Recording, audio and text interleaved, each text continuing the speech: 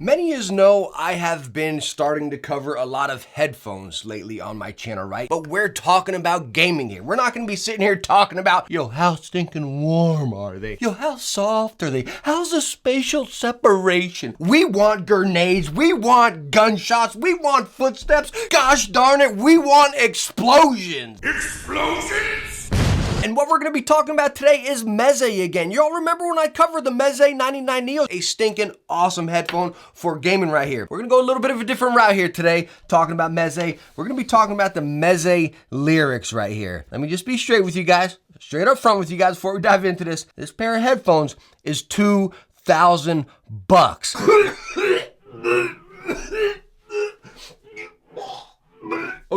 Okay, so since we're talking about headphones, we're gonna be broke after we buy these here. We're missing a microphone. Luckily, with the help of our sponsor of this video, Toner, and their TC777 USB plug-and-play microphone, we're gonna be able to save a little bit of money and still have our microphone for gaming. The Toner TC777 is a simple plug-and-play USB microphone that is packing everything you need right out of the box. As you can see, you have your stand right here. It comes with a shock mount. It comes with a windscreen, and it also comes with a pop filter. Now, taking a look at the Toner TC777, now that we have it out of the box, you can see it completely set up. And like I stated, it has everything right out of the box. From your stand, your shock mount, your windscreen, your pop filter, and your microphone. And the sound of the microphone. Well, that's exactly what you're hearing right now. Plugged right into USB. No sound tweaking, no sound morphing or anything. I'm about a foot away from the microphone. If I come up closer on the microphone, this is what the microphone's gonna sound like. And again, with that separation with the pop filter and the windscreen right there, me, someone that talks with a lot of P's and T's, really breaking that apart and giving you that quality sound. But the best part on top of the TCC right here, it's only gonna come in around $35, guys. Make sure to go check out the Toner TC777 right down in the description below. Y'all ready to check out these headphones, the Meze Lirics? I'm telling you what, guys, this is a special headphone. Let's go and take a look at it right here. Again, this is the presentation out of the retail box right there. You got like this soft touch on the top, hard box. Okay, whatever, it's a box, right? Popping them open, bam, your Meze's right in here, in this case. Right, nice hard case for storage. Down here, you're gonna get this little pamphlet, a little booklet right there, which we're gonna go through some of that. And again, just the box, the presentation is wow. But who cares about a box, right? Let's go on and get to the headphones here. Unzipping this bad boy, popping them open. I mean, look at the stinking, it's like this velvet lined case. Hey, there they are. Let's be gentle, okay? In here, you got a little leather case with all your wires and whatnot down here.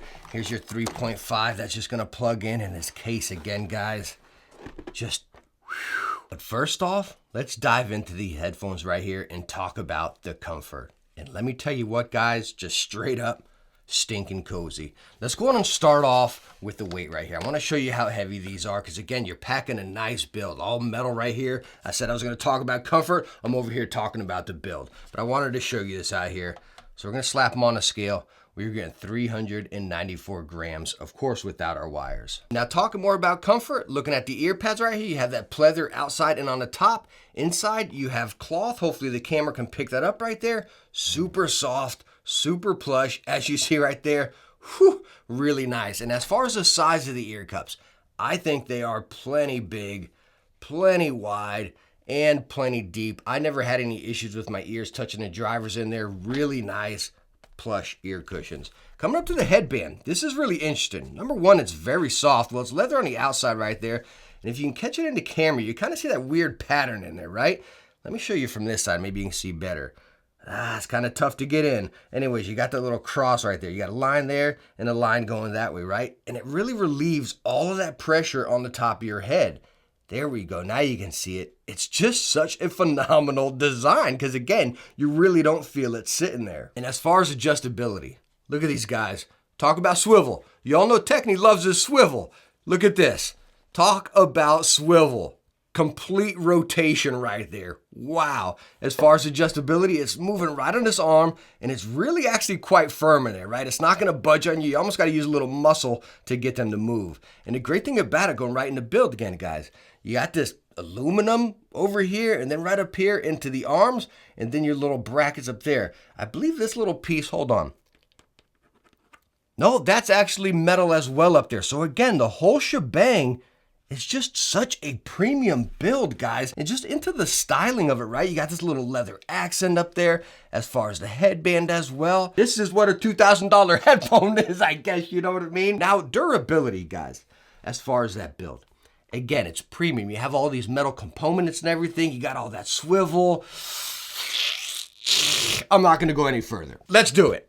Oh, did you guys catch that? Did you guys just see that? Whenever I spun it out right there, it just automatically swiveled out and the headbands flipped around. That was stinking awesome right there. Comfort, build, durability, check, check, check. All right, so now let's go ahead and talk about sound on this $2,000 pair of headphones here, right? And we're talking gaming again, guys, even though, yeah, I did listen to music and edit videos with these and watch videos, right? But talking gaming, right? I'm going straight into controller into the PS5, playing Forbidden West, the new Horizon, right? Wow. I'm going into PC, plugging right into my Zen stack, playing a lot of Halo, playing a ridiculous amount of Destiny again. Wow. Xbox, straight controller, playing Forza. Wow. Across every platform, it did it. Now, we can get all fancy here and pull out the little booklet and read some of this audiophile stuff when sound meets poetry, expression of emotion. We can go across all these fancy drivers and everything. It's just packing so much stuff that, well, I just don't know about. So I'm not gonna sit here and waste your time with it. But what I can tell you, across all of those games and every single platform, whether I was going into an amp or straight 3.5, wow, this pair of headphones sounded great. Playing competitive Halo, I got the footsteps, I got the heel-toe click right there, I got the grenades, I got the gunshots, I got the reloads, I got the around-the-corner sounds. I got all that. Going into Horizons, right? I'm taking my bow, busting off the back of the robots right there, you know what I mean? And I got that. Just the explosion of all that right there, you know? The bow just pulling back and snapping forward. And the dialogue in between all of that, I still got it. The popping of the engine, the squealing of the tires, the crowd and the music in Forza Horizon. I got it all. Nothing was overtaking anything. And nothing was too much and nothing was too little. If that makes any sense right there. I'm watching some of my videos, editing my videos, and it sounds natural. I'm hearing exactly how my voice sounds. You know what I mean? And again, going into music, it was great for every genre, right? Hip hop, EDM, alternative. It sounded great across all of them. But again, as far as gaming, that's what I love about a good headset or a good pair of headphones, is when it does everything. It works across everything. Competitive, FPS, right? Story, racing. That is what makes a solid pair of headphones for me. It really does. So let's dive a little bit deeper into the sound here, okay? Is it bass heavy? Is it punchy? Is it rumbly? No. Okay, you do have bass, but it's not like this thumpy bass in your head. It's not muddy bass. It's not overly heavy or anything like that.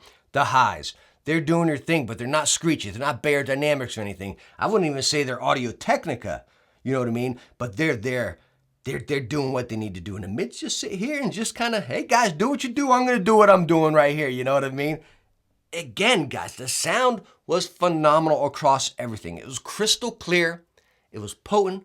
It was crispy. It did it all. Now, one thing that was really strange, whenever I test headsets or headphones, I always pull out a few other pairs just to kind of see, okay, what am I working with? Let's compare it up. And of course, the first one I had to pull out one of my Meze 99 Neos, right? Again, as I stated in the beginning, I stinking love this and I highly recommend this pair of headphones. I love it. But this is sound crazy, guys. When I plugged these in after using these for multiple days straight and plugged these in, these sounded like a bad pair of gaming headphones. Like, I don't even want to say that because I don't want to say these are bad. That's not what I'm saying. But these sounded muddy compared to this. Man, it hurts to say that. It really does, because I stinking love this. And when I started using these for multiple days afterwards, because I didn't want to, be just overtaken by that, they came around and I was like, all right, they do everything I want. But yeah, I felt like I had a little more bass and a little more mids in there. Whether when this one was just like, everything did what it needed to do, and it did that. I still love the 99 Neos. I absolutely love them. But comparing them to something like this, it shows you that difference. That was that clear as day difference right there. And it really was a shocker. It truly shocked me. One other thing I want to talk about here, guys, you all know I absolutely love my Odyssey headphones, right? I absolutely love them. And this is what I main. Now, talking about this compared to the Mezes. Now, you're talking $1,000 over here, so still pretty pricey. A great build and everything like that. But sound to sound, what I felt like I got with the Odyssey is everything that this had, but with 2 clicks higher, right? The highs were just a little bit more potent. The bass was a little bit more, I don't want to say punchy, right? We're using the planar magnetics over here, but it was just a little more crisp, I guess I would say. Everything just felt like it was just amplified a little bit more and a little bit just right there. You know what I mean? I'd kind of say this was a mellow version of that, you know, a little bit more maybe comfortable to use as far as sound for some people, rather than the Odyssey is kind of like in your face a little bit. Wouldn't consider it exciting or fun. I'd give that to Odyssey, but I wouldn't consider it boring or just dull. Again, it's doing what it has to do, and it did it dang good. Now, again, I don't want to dive into any technical specs on this headphone. You can go to the website and read all of that, right? I want to talk about my user experience game with it, right? And one thing I want to touch on that they talk about in this little booklet here is the Phase X, giving you that spatial sound. Like when you're using closed back headphones, everyone knows like, hey, your sound is closed in right here, right? So they're saying, how can you make it more spatial with it being a closed back instead of it being right here? Kind of making it feel like it's all around you. I wouldn't say I got that. I think a lot of people get mixed up with that. They get all into this hype of 7.1 or open back. Yo, I'm going to get this crazy environment. I'm going to get all these footsteps and these sounds from over there. It's a load of baloney, guys. I'm sorry. Like, for example, Halo. If you're playing a Halo with a pair of open back headphones, that bass of that footstep and that detail is going to be gone. It might be good in some other games, maybe Valorant or something. But for example, Halo, an open back pair of headphones are horrible. It depends on that game you're playing. And again, talking about this Phase X right here, I don't think it's some marketing that anybody should get wrapped up into, just like 7.1, right? Focus on that core sound and what is it doing in that game? You know what I mean? Hopefully you guys are with me. I tell people all day long, don't get wrapped up into open back for competitive. Don't get wrapped up into that goofy 7.1 marketing. Get wrapped up into that core sound out of the box, what you're getting for that game. And that's what's so great about the Meze Lirics. Again, it's doing everything great for every game. Now, even with the Meze Lirics being that good across the board, amazing comfort, awesome build, gorgeous aesthetics, and absolutely phenomenal sound across the board, are they worth $2,000? I'm sorry, I can't answer that for you. You're the only one going to decide that. $2,000 for a pair of headphones is expensive. Heck, $1,000 for my Odysseys are expensive. And again, even with the Odysseys, with these, the only one that can decide is you. I can let you know how they were, how they performed in my experience with them, but justifying the price, I'm sorry, man, you're the only one that can decide that. What I would class this headset at the end of the day, the Mercedes of headphones. It's just doing everything smooth, everything solid, everything right? Reliability, well, only time can tell.